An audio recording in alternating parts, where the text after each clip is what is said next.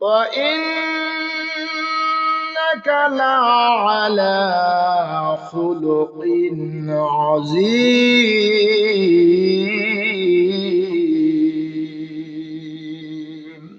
আল্লাহ রাব্বুল আলামিন বলছেন, হে নবী, নিশ্চয় আপনি মহান উন্নত চরিত্রের অধিকারী। সুবহানাল্লাহ। হে নবী, নিশ্চয় আপনি মহান উন্নত চরিত্রের অধিকারী। আপনার সম্মান, ইজ্জত, কদর সব নবী রাসূলের চেয়ে বেশি পড়ছে। আলহামদুলিল্লাহ। পৃথিবীতে যত নবী রাসূল এসেছিল সব নবী রাসূলদের চেয়ে বিশ্ব নবী জনাবে মুহাম্মদ রাসূলুল্লাহ সাল্লাল্লাহু আলাইহি সাল্লামের সম্মান, ইজ্জত, কদর যিনি বেশি করে দিলেন তিনি কে? তিনি আল্লাহ। তিনি আল্লাহ। অন্য জায়গায় আল্লাহ রাব্বুল আলামিন বলছেন, ওমা আরসালনাকা ইল্লা রাহমাতাল লিল আলামিন। হে নবী, তোমাকে আমি গোটা বিশ্ববাসীর জন্য রহমত স্বরূপ প্রেরণ করছি। পড়ছে আলহামদুলিল্লাহ। তোমার গোটা বডির মধ্যে রহমত, তোমার কথার মধ্যে রয়েছে রহমত, তোমার হাতের মধ্যে রয়েছে রহমত, তোমার পার মধ্যে রয়েছে রহমত, তোমার চলাফেরার মধ্যে রয়েছে রহমত। অর্থাৎ তোমার গোটা বডিকে আমি আল্লাহ রাব্বুল আলামিন রহমত স্বরূপ প্রেরণ করেছি।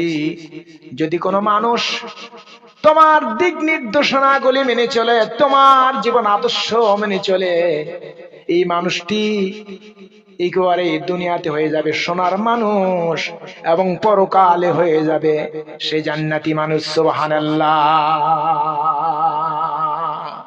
তোমার আদর্শ যারা মানবে, তোমার আদর্শ নিয়ে যারা জীবন যাপন করবে, তারা দুনিয়াতে হয়ে যাবে কামিয়াব, পরকালীন জীবনে তাদের হয়ে যাবে নাজাত। পড়ছে আলহামদুলিল্লাহ। আমরা তো নাজাত চাই। নাজাত কি চাই না? আমরা পরকালীন জীবনে নাজাত চাই। কথা বলেন ঠিক কিনা?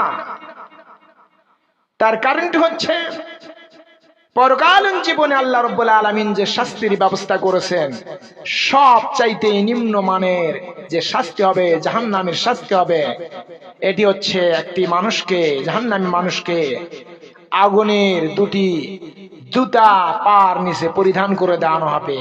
আগুনের জুতা, ফিতাওয়ালা জুতা। এই আগুনের জুতার হিটে তার মাথার মগজগুলি গলে উতলে পড়ে যাবে। সে বলবে, রব্বুল আলামিন, হয়তোবা আমাকে জাহান্নামে সবচাইতে বড় শাস্তি দেওয়া হচ্ছে, কিন্তু তো তা না। জাহান্নামের সবচাইতে নিম্নমানের শাস্তি, সবচাইতে কম শাস্তি ওই ব্যক্তিকে দেওয়া হচ্ছে যার দুপায়ে দুটো আগুনের জুতা পরিধান করে দেওয়া হয়েছে। বন্ধুরা আমার, ভাইরা আমার, সেই জাহান্নামের শাস্তি থেকে বেঁচে থাকতে হলে, আল্লাহর সন্তুষ্টি অর্জন করতে হলে, আল্লাহকে রাজি খুশি রাখতে হলে বিশ্ব নবীর জীবন আদর্শ ছাড়া আর কোনো দ্বিতীয় কোনো রাস্তা নেই, কোনো ব্যবস্থা নেই। কথা বলেন ঠিক আছে কিনা? তৃতীয় কোনো পথ নেই, কোনো মত নেই, দ্বিতীয় কোনো জায়গা নেই, কোনো রাস্তা নেই। বিশ্ব নবীর জীবন আদর্শ এবং মহাগ্রন্থ আল কোরআনুল কারীমের বিধান মানা ছাড়া মানুষের মুক্তির দ্বিতীয় আর কোনো রাস্তা আল্লাহ তাআলার আসমানের নিচে জমিনের উপরে নেই। পড়ছে আলহামদুলিল্লাহ। বন্ধুরা আমার, ভাইরা আমার, বিশ্ব নবীর পৃথিবীতে এসে আল্লাহর দাওয়াত দিয়েছিলেন, আল্লাহর গোলামীর দাওয়াত দিয়েছিলেন, কালেমার দাওয়াত দিয়েছিলেন। মানুষের অলিতে গলিতে আনাচে কানাচে মুহাম্মদ রাসূলুল্লাহ সাল্লাল্লাহু আলাইহি সাল্লাম এক আল্লাহর দাওয়াত দিয়েছিলেন। সুবহানাল্লাহ। যত নবী রাসূল দুনিয়াতে এসেছিল, সব নবী রাসূলগুলি আল্লাহ রাব্বুল আলামিনের দাওয়াত দিয়েছিল তার কওমদেরকে। কথা বলেন ঠিক আছে কিনা? সাইয়েদে হযরত মূসা আলাইহিস সালাতু সালাম দাওয়াত দিলেন তার কওমদেরকে। আল্লাহর পয়গম্বর নূহ আলাইহিস সালাতু সালাম ৯৫০ বছর ধরে তার কওমদেরকে দাওয়াত দিলেন। বিশ্বনবী জনাব মুহাম্মদ রাসূলুল্লাহ সাল্লাল্লাহু আলাইহি সাল্লাম তিনিও তার কওমদেরকে এক আল্লাহর দাওয়াত দিলেন। সুবহানাল্লাহ। আল্লাহ ছাড়া আর কারো গোলামি করা যাবে না, কারো কাছে মাথা নত করা যাবে না, সাহায্য চাওয়া যাবে না। এই দাওয়াত দিলেন বিশ্বনবী মুহাম্মদ রাসূলুল্লাহ সাল্লাল্লাহু আলাইহি সাল্লাম। আর এই দাওয়াতগুলো ওই সময় আবু জেহেল, আবু লাহাব, উতবা, সাইবা, মুগিরা এরা কিন্তু বিশ্বনবীর দাওয়াত মেনে নিতে পারি নাই। কথা বলেন ঠিক আছে কিনা? মেনে নিতে একটি কারণেই পারি নাই, তারা জেনেছিল, বুঝেছিল যদি এই মুহাম্মদ সাল্লাল্লাহু আলাইহি সাল্লাম যে দাওয়াত দিচ্ছে তার আল্লাহর এই দাওয়াত যদি আমরা মেনে নিই, তাহলে আমাদের পাছার নিচে যে গদি আছে, যে নরম জায়গা আছে, আমরা এটি আর টিকে রাখতে পারবো না। যার জন্য তারা বিশ্বনবীকে মেনে নিতে পারেন নাই। বিশ্বনবীর চাচা আবু জেহেল নবুয়তের পূর্বে বলেছিল, যে ব্যক্তি আব্দুল্লাহ ছেলে মুহাম্মাদের দিকে চোখ তুলে কথা বলবে, আমি আবু জেহেল ঘোষণা দিলাম তার চোখ আঙ্গুলের দ্বারা উপড়ে ফেলে দেব। কেউ যেন আমার এতিম ভাস্তার কুঠি কঠোর কথা না বলে, চোখ রাঙ্গিয়ে যেন সে কথা না বলে, এ কথা আবু জেহেল বলেছিলেন। কিন্তু বিশ্বনবী যখন আল্লাহর পক্ষ থেকে দাওয়াত মক্কা মদিনার আনাচে কানাচে দেওয়া শুরু করে দিলেন, আবু জেহেল বুঝতে পারলেন এই দাওয়াত যদি সব জায়গায় সমানভাবে পৌঁছে যায়, তাহলে তো আমাদের আর নেতৃত্ব করতে তো কিছুই থাকবে না। আমি আবু জেহেলকে আর কেউ মানবে না। যেই বিশ্বনবীকে আবু জেহেল নবুয়তের পূর্বে এতভাবে লক্ষ্য রাখেছিলেন, তার প্রতি নজর রাখেছিলেন, খেয়াল রেখেছিলেন, কিন্তু নবুয়ত আসার পর আবু জেহেল বিশ্বনবীকে দুনিয়া থেকে চিরবিদায় দেওয়ার জন্য চেষ্টা করলেন। কথা বলেন ঠিক আছে কিনা? ইসলামের বিরোধী শক্তি তখন ছিল, এখনো আছে, দুনিয়া যতদিন থাকবে ততদিন তারা চালিয়ে যাবে। কিন্তু আমরা ওই শক্তির দিকে, ওই শক্তির কাছে আমরা কেউ মাথা নত করতে রাজি না। কথা বলেন ঠিক আছে কিনা? প্রয়োজন মতো জীবন দিব, জিহাদ করব, সংগ্রাম করব, নিজে শহীদ হয়ে যাব, আল্লাহর জমিনে আল্লাহর রাজ কায়েমের জন্য চেষ্টা চালিয়ে দিব। আমরা ওই সমস্ত শয়তানি মতবাদদের কাছে আমরা মাথা নত করব না। কথা বলেন ঠিক আছে কিনা? বন্ধুরা আমার, ভাইরা আমার, আবু জেহেল বিশ্বনবীর সঙ্গে যখন পেরে উঠতে পারলেন না, কৌশল অবলম্বন করলেন, মুহাম্মদ সত্যি কি তুমি তোমার আল্লাহর রাসূল? তোমাকে কি তোমার আল্লাহ নবুয়ত দিয়েছেন? বিশ্বনবী বললেন, চাচা যে ব্যাপারে কোনো সন্দেহ হয়? আবু জেহেল বললেন, ভাস্তা মুহাম্মদ, হ্যাঁ বড় সন্দেহ হয়ে যায়। বিশ্বনবী বললেন, চাচাজি এমন কোন পরীক্ষা করার মতো তোমার কোনো কিছু রয়েছে নাকি, যার দ্বারা পরীক্ষা করলে তোমার মনের সন্দেহ ঘুচে যায়, যাতে করে তুমি কালেমা পড়ে তোমার ভাস্তার হাতে মুসলমান হয়ে যেতে পারো? আবু জেহেল বললেন, হ্যাঁ মুহাম্মদ আছে তো। মুহাম্মদ হাতের মুষ্টির মধ্যে বিশ্বনবীর চোখের আড়ালে কিছু ধরেছেন, বলেছেন, মুহাম্মদ আমি কিছু জিনিস মুষ্টির মধ্যে ধরেছি, আর এই ধরানো লোকানো জিনিসগুলির নাম যদি তুমি মুহাম্মদ বলে দিতে পারো, আমি ডিক্লেয়ার দিব, লা ইলাহা ইল্লাল্লাহু মুহাম্মাদুর রাসূলুল্লাহ। বিশ্বনবী বললেন, চাচাজি সত্যিই কালমা পড়ে মুসলমান হয়ে যাবেন? আবু জেহেল বললেন, হ্যাঁ মুহাম্মদ কালমা পড়ে বা মুসলমান হয়ে যাব, ফিরে যাব না, যদি তুমি বলে দিতে পারো।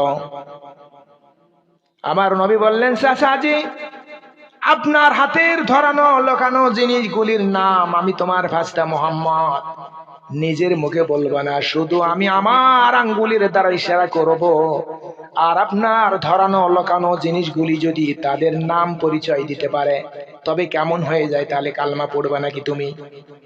আবু জেহেল বলছে, মুহাম্মদ তাহলে তো আরো মস্ত ভালো হয়ে যায়। আবু জেহেল মনে মনে খিলখিল করে হাসে, বলে, ভাস্তা মুহাম্মদ ঠকলে তো তুমি এইভাবেই ঠকবে, আমার তো জানা আছে এমন কিছু জিনিস ধরেছি, এগুলি তো জীবন্ত জিনিস না, যেই জিনিসগুলি তার ভাষায় কোনো কথা বলতে পারে না। আনন্দ আবু জেহেল বললেন, হ্যাঁ বড় ভালো হয়ে যায়। বিশ্ব নবী যখন আঙ্গুলের দ্বারা ইশারা করলেন, ইশারা করতে দেরি হলো, কিন্তু আবু জেহেলের হাতের মুষ্টের লোকানো জিনিসগুলি তাদের নাম পরিচয় কালমা পড়তে দেরি করলো না। তারা বলল লা ইলাহা ইল্লাল্লাহু মুহাম্মাদুর রাসূলুল্লাহ। আবু জেহেল আল্লাহ ছাড়া কোনো ইলাহ নেই, মনিব নেই, আইন দাতা নেই, বিধান দাতা নেই, শান্তি দাতা নেই, শাস্তি দাতা নেই, আল্লাহ ছাড়া আর কোন রব নেই, উপাস্য পাওয়ার যোগ্য নেই, ইবাদত পাওয়ার যোগ্য নেই। আর তোমার ভাস্তা মুহাম্মদ রাসূলুল্লাহ সাল্লাল্লাহু আলাইহি সাল্লামকে ওই গোটা বিশ্বের রব আল্লাহ রাব্বুল আলামিন নবুয়তের দায়িত্ব দিয়ে নবী হিসাবে প্রেরণ করেছেন। আমরা তোমার হাতের মধ্যে বন্দী রয়েছি কিছু ছোট ছোট পাথরের টুকরো। সুবহানাল্লাহ। বন্ধুরা আমার, ভাইয়ের আমার, আবু জেহেল গোসায় লাল হয়ে গেল, পাথরগুলি ছড়িয়ে মারলো। বলল, আবু জেহেল, এতদিন জেনেছিলাম তুমি আমার ভাস্তা মুহাম্মদ, আজকে বুঝতে পারলাম তুমি সুদক্ষ একজন জাদুকর। পড়ছি নাউজুবিল্লাহ। ভাইরা আমার, বন্ধুরা আমার, আপনাদের কাছে আমার প্রশ্ন, বিশ্ব নবী কোন জাদুকর ছিলেন নাকি? তিনি জাদুর বিদ্যা জানতেন নাকি? জাদুকর ছিলেন না, জাদুর বিদ্যা জানতেন না। আল্লাহ রাব্বুল আলামিন বললেন, আবু জেহেল, আমার হাবিব জাদুকর না, জাদুর বিদ্যা জানে না। আল্লাহ রাব্বুল আলামিন আবু জেহেলের কথাটি কট করে রাখলেন আর বললেন, ওয়া আরসালনাকা ইল্লা রাহমাতাল লিল আলামিন।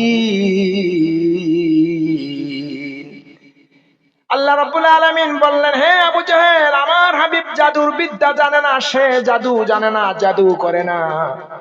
আমি আল্লাহ রাব্বুল আলামিন আমার হাবিবকে গোটা বিশ্ববাসীর জন্য রহমত স্বরূপ দুনিয়াতে প্রেরণ করছি। সুবহানাল্লাহ। সেই রহমতের চোটে হাতের ইশারার আঙ্গুলে আবু জেহেলের হাতের মুষ্ঠ থেকে সমস্ত পাথরের টুকরোগুলো আল্লাহর কালাম পড়ল এবং নিজের পরিচয় দিল।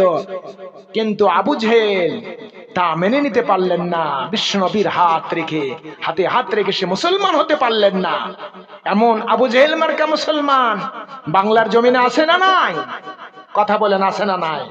অনেক আবু জেহেল মার্কা মুসলমান আছে, যাদের সামনে কোরআনের কথা বললে, বিশ্বনবীর কথা বললে তাদের কলিজা আগুন ধরে যায় এবং স্ক্রিনের মধ্যে অ্যালার্জি ভাসে, অ্যালার্জি ধরে যায়।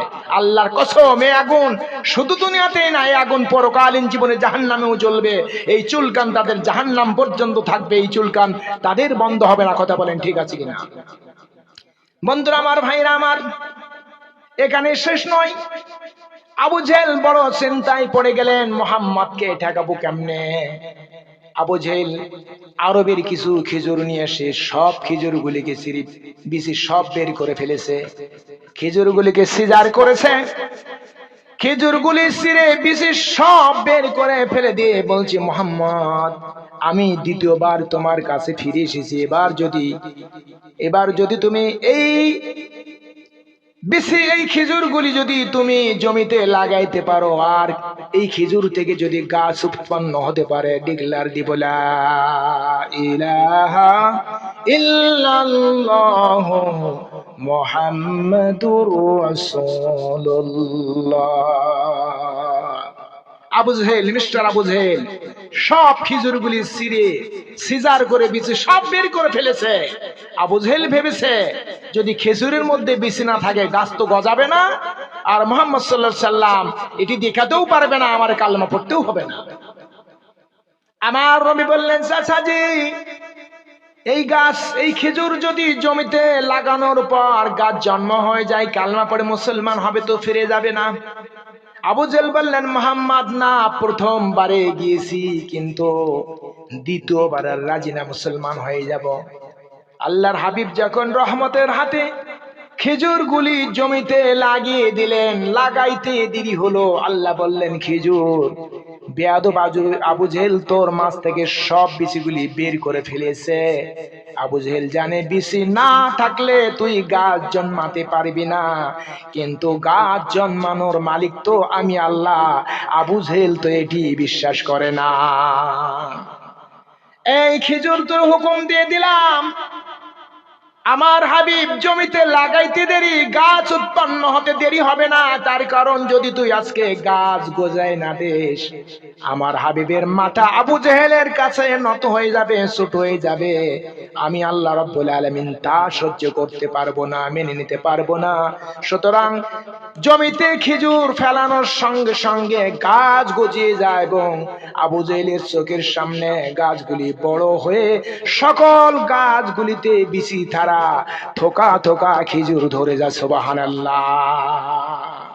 বন্ধুরা আমার, ভাইরা আমার, গাছ লাগাইতে দেরি হলো, গাছ উৎপন্ন হতে দেরি হলো না, গাছ বড় হতেও দেরি হলো না, খেজুর ধরতেও দেরি হলো না। কিন্তু আবু জেহেল তো ঈমান আনলেন না। আবু জেহেল বিশ্বনবীকে মেনেছিল? বিশ্বনবীকে মেনে নাই। লম্বা ইতিহাস, অনেক ঘটনা রয়েছে। বলতে চাচ্ছিলাম, আবু জেহেল বিশ্বনবীকে মেনে নেন নাই। এমন আবু জেহেলের উত্তরসূরি বর্তমানে দুনিয়াতে আছে না নাই? কথা বলেন, আছে না নাই? এমন আবু জেহেলের উত্তরসূরি দুনিয়াতে আছে এবং যতদিন দুনিয়া থাকবে ততদিন তারা থাকবে। আবু বকরের দল থাকবে, বিশ্ব নবীর দল থাকবে, আবু জেহেলের দল থাকবে, উতবা সাহেবারও দল থাকবে। কথা বলেন ঠিক আছে কিনা? আমরা আবু জেহেল দল হতে চাই না, আমরা উতবা সাহেবার দল হতে চাই না, আমরা আবু বকর, ওসমান, আলী বিশ্বনবীর দল হতে চাই। কথা বলেন ঠিক আছে কিনা?